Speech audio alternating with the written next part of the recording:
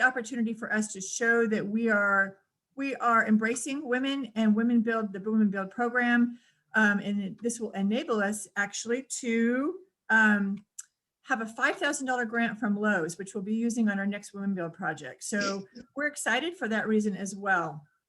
So we'll also have a time for questions and answers throughout, and whether it's at the end or sometime through the middle, but raise your hands if you can, and we'll have a question and answer period.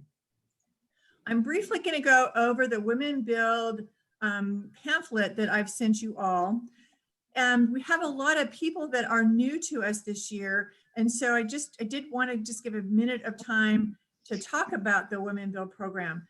Women Build was a program that was developed in partnership with Lowe's and Habitat for Humanity several years ago. In 2006, Lowe's actually sponsored the first Women Build house that we built. And after that time, it was not full houses, but percentages. We received some grants of $30,000. The last few years, it's been 5 at a time. Since 2018, here we've raised over $30,000, which is a huge amount. We like to be able to train and teach women. You'll see some pictures of some of our past projects that have just been amazing. We've had women at our job sites. We've developed some relationships with women who have felt comfortable enough that they are our regular builders. Bernadette, who is on our call today, is one of those. They, pre-COVID times, are at our job sites as often as possible, working just as hard as men. I will say the first year that we really wanted to have women at our job sites, we experienced something I think that many women have felt, and that was the women showed up ready to learn, ready to work, and the men said, here's honey, here's the broom, can you go clean up? And we went, wait a minute, that's not what we wanted. So we've tried to make a bigger effort to show women and teach them skills and to build confidence that they can come to our job site and work, as well as do their projects at home. This year, due to COVID, we've certainly had some changes in how the program has worked.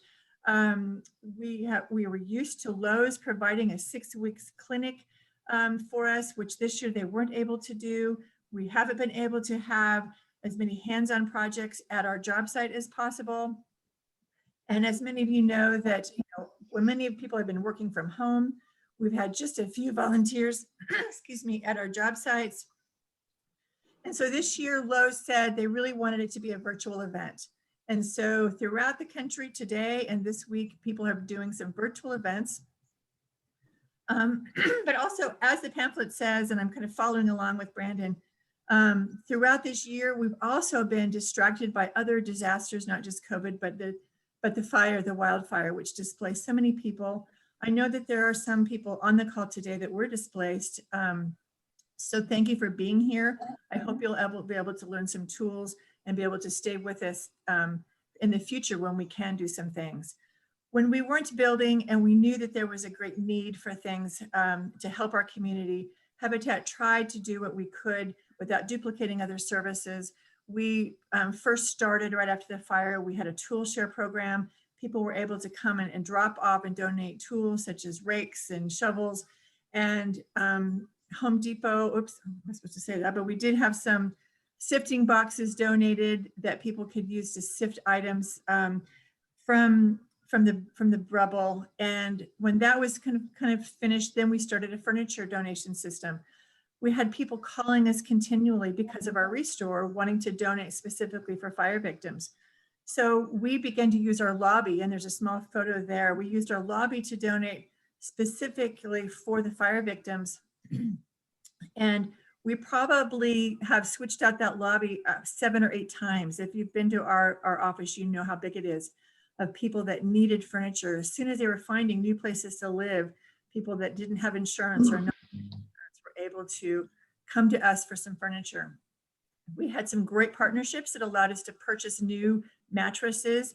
I felt and our team felt it wasn't fair for people that had lost everything to then have to sleep on used beds. So we've been able to provide over 300 families worth of furniture. So we've been doing what we can in the community. And as things are slowing down with COVID, things are kind of settling down. we want to gear up with our building process. For those that were with us last year, we had chosen Jill. Jill is a mother of 4. 3 of them live with her. And she was our chosen family for last year. We were going to build for her and we were fundraising for her. And then COVID happened and it all came to a stop. We had to finish our houses that we were working on last year a little slower. So Jill's house has just gotten started. I'm going to introduce Jill just for a quick second so you can see her and let her say good morning and hello to you. Are you ready, Jill? Yeah, I'm ready. Good morning, everyone. So Jill is our current project right now. We've had a virtual wall raising. Her 2 teenagers were there. They're just amazing. Her oldest is away at college. And so the 2 teenagers are participating, are very eager, and they're such great kids. It's been fun for this family. Thank you, Jill. So between now and in summer, we'll be working on Jill's house. We are working with few volunteers as possible just because of COVID. Got no more than 6 people at a site.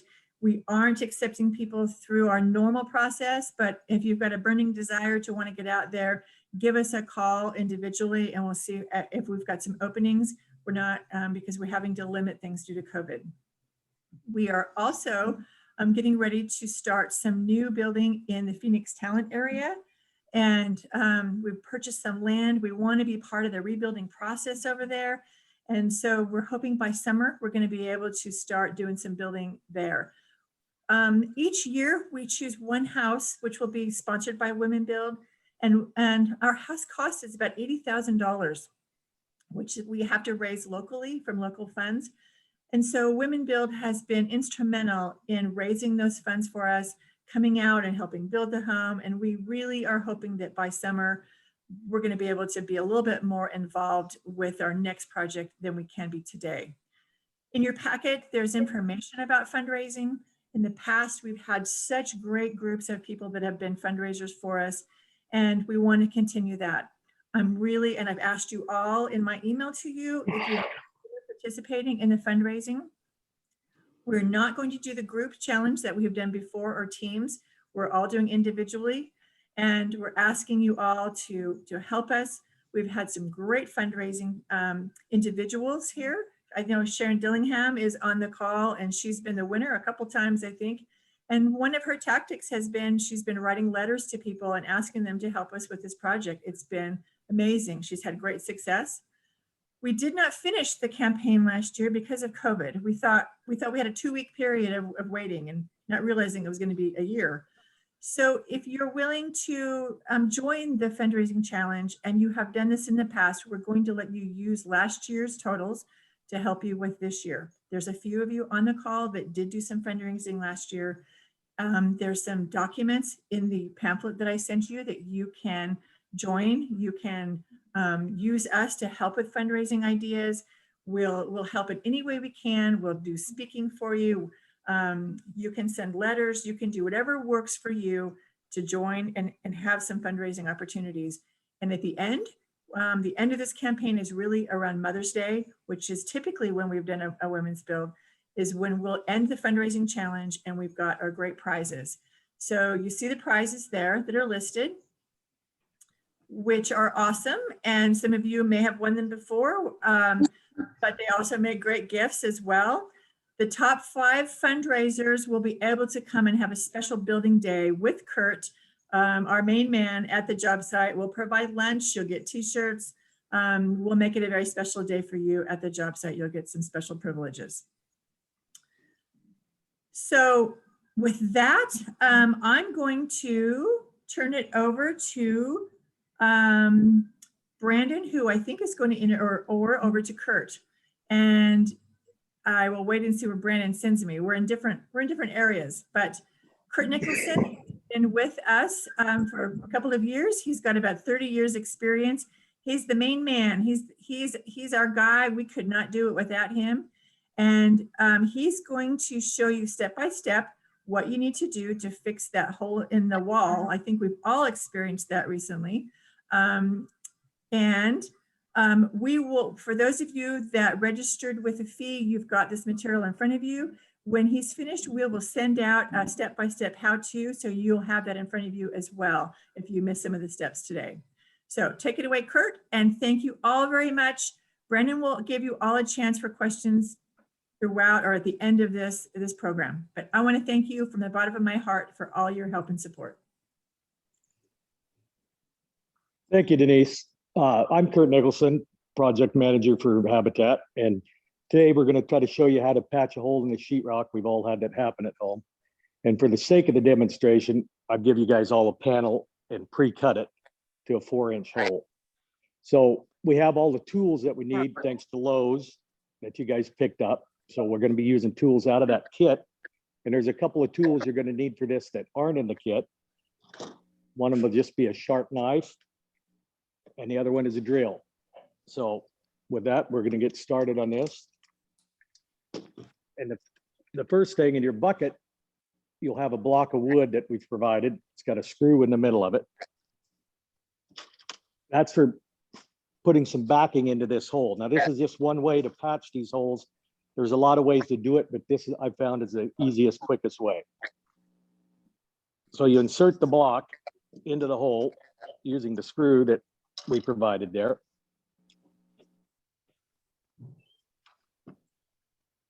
You get it centered in the hole, and you can start a screw on one side.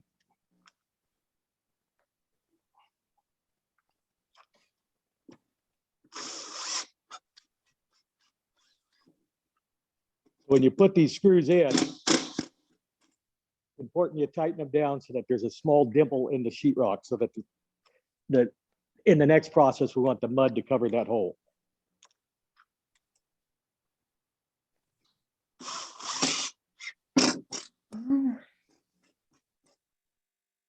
Okay, when they're both tightened down, we can remove the screw in the middle, and that leaves us with a clean block. So also in your kit, there will be a little piece of sheetrock that we cut out for this, and it'll fit in this hole, just like that. We can secure that with one screw in the middle, and it will go into that block. Again, make sure that you countersink the screw a little bit so that there's a dimple there. All right. So the next step in this process, this is what the knife is for. We like to come in and just clean up the edges a little bit and get the tape and get the paper that's sticking up, get that off of there. That'll make for a cleaner patch when we're done. So we trim that all up. Any rough edges at all. To make it smooth. The next step is you've all got a roll of tape in your kit, and you'll roll these out. And we want to cut about 6-inch pieces with this tape. You can use a pair of scissors or your knife, and you just cut the strips just like this. Okay. So you're going to place these strips over those patches we did on all 4 sides. The tape has a sticky edge on one side, you'll see it, so it sticks. There's a sticky edge and a dry edge. Put the sticky edge toward the concrete, towards the sheetrock, just like that. 4 pieces.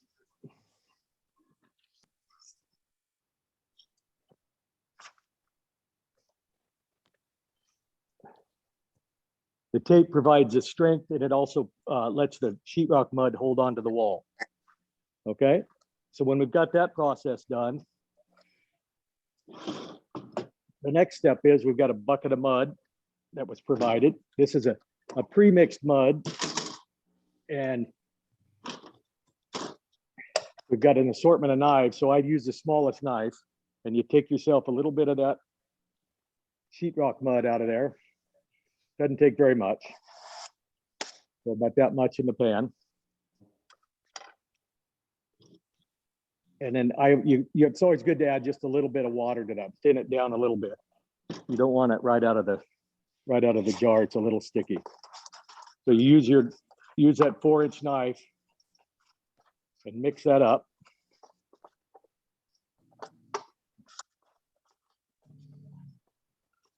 Mix it in there real good so that you get a nice creamy consistency to this sheetrock mud. You can see this is what it looks like. It should hang on the knife a little bit, just like that. Not too thin, or it'll be a mess. When we get that done, we'll switch knives. And we'll use the 10-inch knife here. And this is what we're going to patch with. So you get a little mud on the knife, just like this. And then we go over this guy.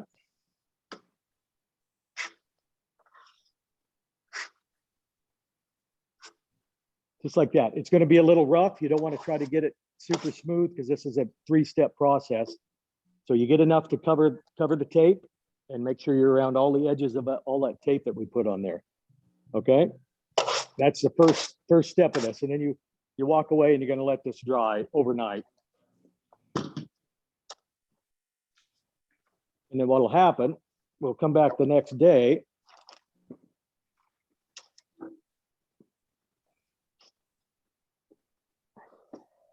And this is the coat that we did yesterday. It's dry now.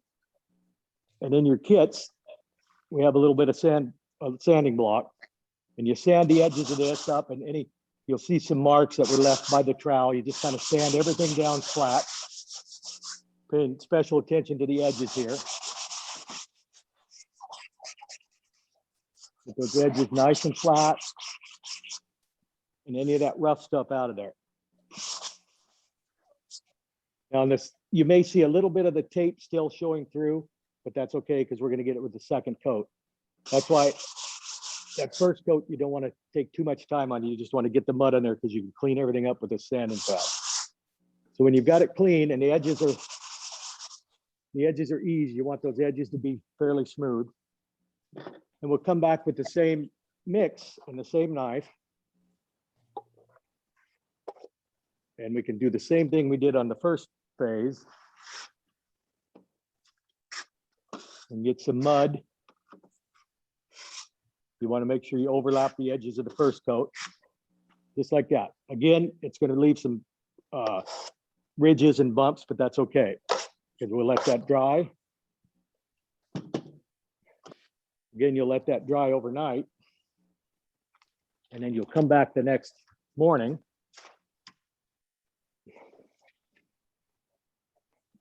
And this is what it'll look like now. So there's still, we do that same process. We go around these edges, sand these edges up. Any ridges that are in there. And now you can see it's come out fairly nice and smooth. And you're ready, at this point, you're ready for texture. Now we're not going to do texture today because there's a million different textures on the walls. There's hand textures and there's orange peel. And if you want, you find out what texture you have. You can go to the hardware store, you can go to Lowe's, and they make texture in a can. It's a spray can, and you can adjust the nozzle on there. They're very good product. And you'll spray it on there to match the texture of your walls, or you can come back and do it with a trowel if you have a hand texture.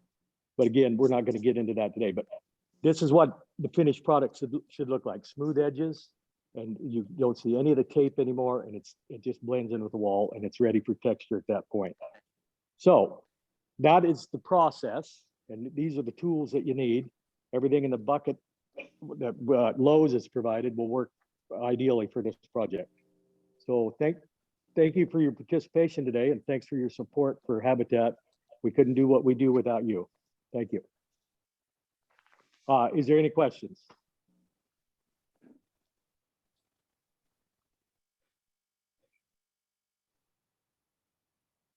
If you have questions, you can use the reactions feature and raise your hand.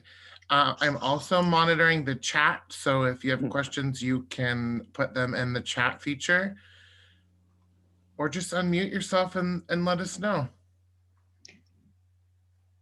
Good job, Kurt. Thank you.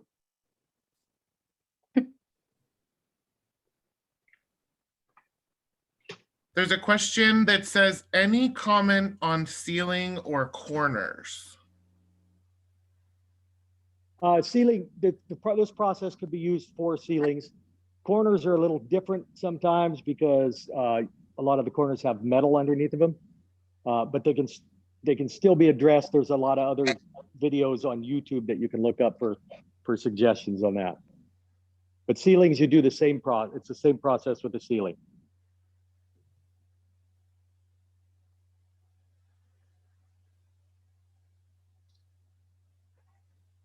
Paul,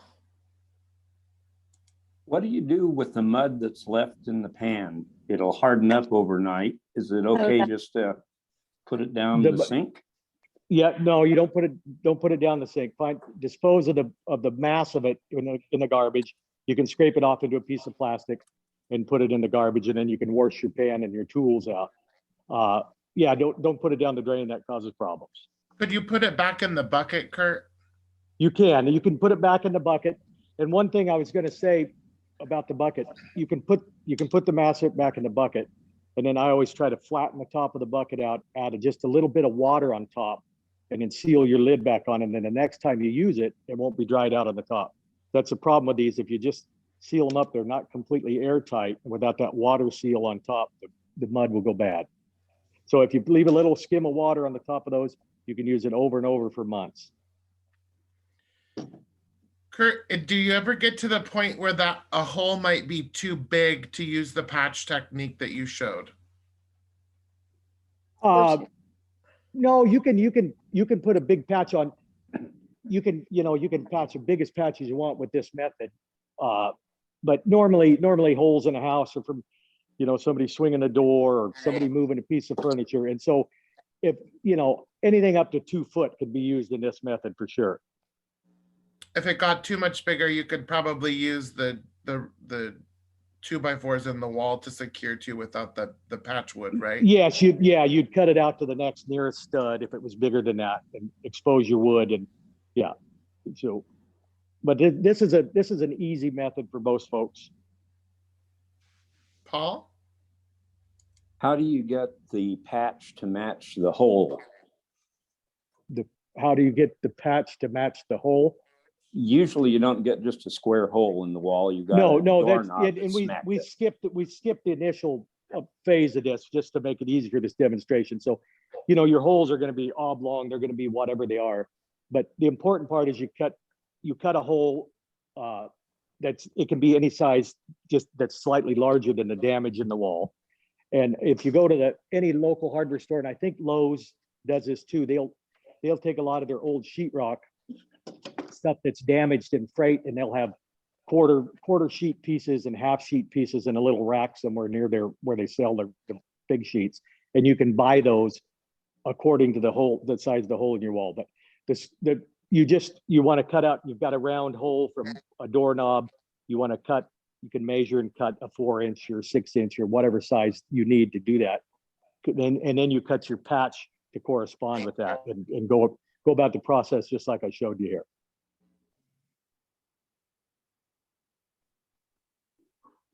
Was there a step that anyone wanted to see again or needed to see closer? I could run out and move the camera closer if you need to.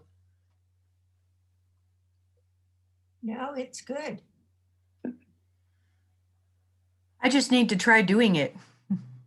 For Yeah, sure. it takes a little practice. The trowel work takes a little practice to get it smooth. And like I said, you don't worry if on that first one it looks a little rough, because with the sanding pad you can sand it all down and you can make it smooth. But what you want in the finished product is you want to be able to run your hand over that and not feel any edges. And most of that's in the sanding. So don't be afraid on the first one to put enough mud on it, because you can always sand it down. Did you say that the tape had sticky on one side and not on the other? It does, yeah. This tape that's in your buckets, as you peel it off, the sticky side is down, and by cutting that off, it'll stick, and that's why it works great for sealing applications too. But you'll see that it'll stick right on the wall or on the ceiling. Great, it's a great product. Oh, and one of the things, while I got you on there, while we're on the subject of the tape, big aggravation with this tape is when you go back to use it the next time, you can't find that edge. So a little a little tip for that is when you cut your last piece and you have this tape up, hopefully you guys can see this. I always fold over one corner. I'll fold it over and it sticks to itself. That way, when you come back to it, you can find that easily enough and start to peel again. Nice. Mr. Yeah. Westerman, go ahead. Any suggestions on how to use a drywall saw? A drywall saw, like a hand saw you're talking about? Yeah, the big tooth straight blade with a single handle on it. Yeah, and that's a process we didn't show here, but for cutting the hole, they make a little, what Paul's talking about, they make a little saw. It's a little cutout saw for sheetrock, and it's about 8-9 inches long. It's got a sharp point on the end of it, and it's got some fairly large teeth. And the point on the end is for once you've drawn your lines on your sheetrock, you take that point and you can work it right into the wall, right through the wall, and then you begin your cut. It's a handy little tool. You can also do that with a Sawzall if you have access to a Sawzall. Ah, Yeah, there we are. Well Brandon's got done. the picture up. Yeah, and they also, a lot of people have these multi-tools now with the little vibrating blades on them. They work perfect for this job here. Fairly low mess, and they make a nice fine cut. So if you have access to one of those, that's really the best way to do it. And then the handsaw, obviously, after that. Am I still live on this thing? mhm. Yes, sir. Oh, good. I just, when making patches in the past, when I've tried it, I've tried the measuring and it doesn't work for me. I apparently have bad tape measures, but I found that if I cut the patch first and then use it, lay it on the wall and draw a pencil mark around it, then I get an exact fit. Yeah, you can surely Measuring do that. measuring doesn't work for me. Well, if you're challenged with the tape measure, Yes. that'd be a good method. Yeah, and you can always the patch can be slightly smaller too. It doesn't have to fit tight because the tape is going to take up. That's what the tape's for. The tape will catch and hold the mud. If your gaps are a little larger, it's still not a problem. So Go ahead, Bernie. Oh, so about cutting into a wall, you have to be a little worried about wires, don't you? yeah, you have to be. Most wiring is going to be ran down the studs in the bottom of the wall, as you know, to get to the plugs. So normally in the middle of a wall where we normally see this, which is furniture height and doorknob height and whatever, for the most part, the patches are up there. So you can kind of pay, you pay attention. If you have a plug below it, obviously you want to pay attention. And that's why the handsaw or the little multi-tool work good, because it's not going clear into the wall. I'd be a little careful with the Sawzall if you think there's a wire there.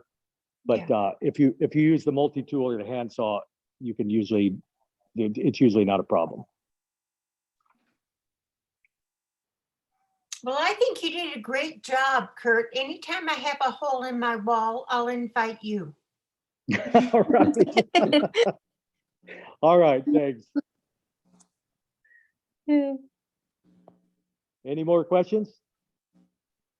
I'm wondering if maybe Kurt could explain a little bit about what our process, where we're at right now with our house construction, with the house that we're building right now. Just give us sure. an update of what the process is or where we're at. Sure. Well, we're working on Jill's house, obviously. The house is in, the house is in, and we're framing it. At the end of next week, we'll be sheeting the roof. So we're moving right along. Even though we have some small groups, these people have worked really hard. We've managed to get a few church groups in there, plus our regulars. And Jill's been out there, and so it's going along fairly well. We hope to have it dried in, have the roof dried in about 2 weeks, and we'll be starting the subcontractors soon after that. So I don't know. We did get an offer this year, and the union electricians are going to wire this house for us. They're going to contribute that to us. We'll supply the materials. They're going to come in, use it as a training program and wire the whole place. So we've been fortunate there. We've also got some good donations through Boise Cascade and Par Lumber and a couple other outfits that have helped us out with material costs. So it's going pretty smooth, and I'm pretty happy with the response we've had from our regular volunteers. I'm also going to kind of put Bernadette on the spot just for a second. I know Bernadette is one of our regular volunteers. She's been with us for quite a while. Bernadette and I have also traveled out of the country together doing some habitat projects. And Bernadette, you've been a champion and a leader of our Women Build. You've actually led a project we did a couple of years ago. Could you maybe just give a couple of minutes and just talk about the impact of being able to feel comfortable at our job sites as a woman? Yeah, when I first started, which was a number of years ago, I didn't know a thing about anything about building a house. And I remember very succinctly that even on my first day, this was in Seattle when I started, everyone was just so happy that I was there and willing to volunteer. And someone I think was really looking out for me nearly at every point. And it didn't take that long to get comfortable with using any of the tools. And then I came down here to the Medford area, and it was the same thing. I think it was one of the best decisions of my life was that once I retired was to start doing work for Habitat. I couldn't do it with my regular job, but ever since then, it's been a wonderful experience, and I've made a lot of really close friendships that I value. So it's been a wonderful experience, and I'm still learning. Thank you. We look forward to you being at the job site again as soon as we all feel safe. Is there any other questions about the Women Build program, about the pamphlet, about how Habitat works? You know, we do have some new people online, or any other questions we can help you with? Do you have any of those paint can donation things that you were doing last year? Brandon, do you know? Brandon says yes. Yes, Okay. we do. You can come by and pick them up, and we'll have them ready for you. Just give me a call or let me know by email, and we'll have it ready for you at the administrative office here. Great.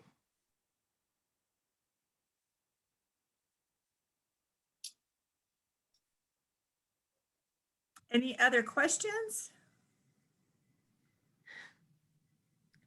Well, I sure want to thank you all for participating, and we certainly hope that soon we'll be able to invite everyone to come out to the job site. Again, I encourage everyone to please consider your fundraising challenge. It's been fun in the past, and it's necessary. Just to narrate it down a little bit, we are a local organization. We're not sponsored by the national organization or by governments. So, and we serve in Jackson County. Our fundraising all comes from local sources. We have to provide all of the materials that we're buying, and then we're going to sell the home to Jill, who's going to pay us back. She's paying us back directly, and we're going to use that money each month to help build the next house. So we are constantly in fundraising mode, and we really appreciate all the hard work that many of our women have done, and hope that you can consider reaching out and doing some fundraising for us this year. It's not a requirement to be at the job site, but it's an option if you can't be at the job site, also to help with fundraising. If there's no other questions, I don't know if Brandon, if you have anything you want to add, or Kurt, I'll give you a second to decide, or Jill, anybody has anything to add?